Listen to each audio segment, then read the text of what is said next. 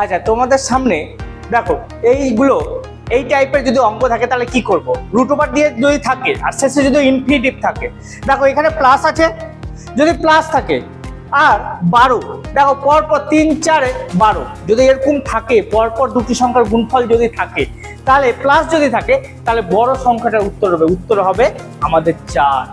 মনে করো 3 4 12, তাই তো? প্লাস আছে তার মানে বড়টা হবে।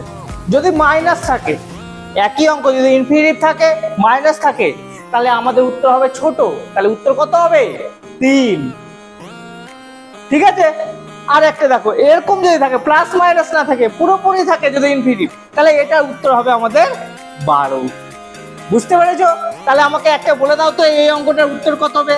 30 প্লাস √30 প্লাস √30 প্লাস